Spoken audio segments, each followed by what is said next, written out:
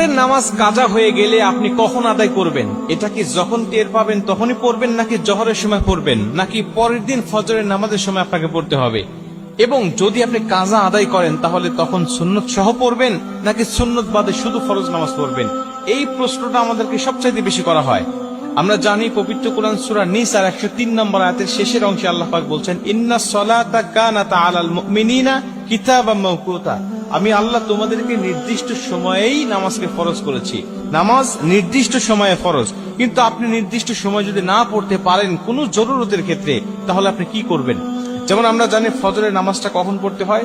সুবহে সাদিক থেকে সূর্য উদয় পর্যন্ত, এটুকু ফজরের নামাজের সময়। এর পরবর্তীতে পড়তে গেলে আপনার কাজা পড়তে হবে।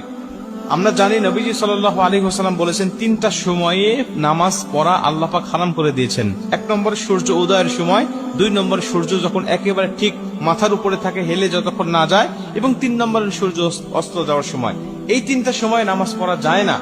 এবং রাসূল সাল্লাল্লাহু আলাইহি ওয়াসাল্লাম বলে দিয়েছেন যে যদি ঘুমের কারণে অথবা যে কোনো বেখিয়ালি হয়ে যদি নামাজটা তোমার ছুটে যায়, নামাজটা যদি জাস্ট টাইমে না পড়তে পারো, তাহলে যখন তোমার স্মরণ হবে ঠিক তখনই তুমি নামাজটা আদায় করে নেবে।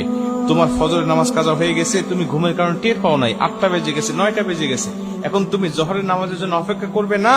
জোহরের নামাজের জন্য অপেক্ষা নয়, তুমি তখনই উঠে তুমি নামাজটা আদায় করে নেবে।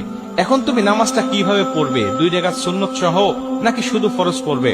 রাসূল সাল্লাল্লাহু আলাইহি ওয়াসাল্লাম বলেন, ফজরের নামাজের 2 রাকাত সুন্নতের গুরুত্ব কত বেশি জানো? আম্মা জানা আয়েশা বলেন যে সমস্ত দুনিয়া এবং দুনিয়ার মধ্যে যা কিছু আছে সবকিছুর থেকে ফজরের নামাজের 2 রাকাত সুন্নতের দাম আল্লাহ পাকের কাছে অনেক অনেক বেশি। এবং নবীজি অন্য একটা হাদিসের মধ্যে বলেন যে তোমাদের ঘোড়া যদি ছুটেও যায়, তোমাদের ঘোড়া যদি চলেও যায়, তারপরেও তোমরা 2 রাকাত নামাজ ছেড়ে দিও না, এই 2 রাকাত সুন্নত নামাজকে তোমরা আদায় করবে। এই হাদিস থেকে বোঝা যায় ফজরের নামাজের গুরুত্ব অনেক অনেক বেশি। এবং আমরা এটাও জানি যে ফজরের আগে এমন হলো যে আমি জামাতে নামাজ পড়ছি, কিন্তু এখন দেখা যাচ্ছে আমি সুন্নত পড়তে পারতেছি না, বা সুন্নত পড়লে জামাত পাবো না। তখন আপনি কি করবেন? তখন আপনি ফজরের নামাজটা আদায় করবেন, কিন্তু সুন্নতটা কিন্তু পরবর্তীতে আপনি পড়তে পারবেন না, বা আপনার জন্য মাফ হয়ে যায় নাই। আপনি সূর্য উদয়ের পরে যখন হলুদ আভাটা কেটে যাবে, আপনি তখন কিন্তু সুন্নত 2 রাকাত আপনাকে আদায় করতে হবে। তার মানে এটার গুরুত্ব অনেক বেশি। এই হাদিসগুলো থেকে আমরা বুঝতে পারি যে আমি যখন কাজা পরবর্তীতে নামাজ আদায় করব, ঘুম থেকে ওঠার পরে 8টা হোক বা 9টা হোক, তখন কিন্তু আমাকে 2 রাকাত সুন্নত সহই নামাজটা আদায় করতে হবে, শুধু 2 রাকাত পড়লে হবে না।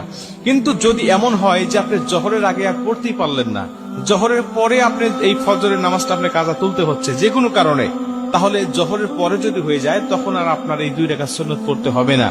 এই 2 রাকাত সুন্নত তখন আর আপনাকে কাজা আদায় করতে হবে না। কিন্তু জোহরের আগে যদি হয়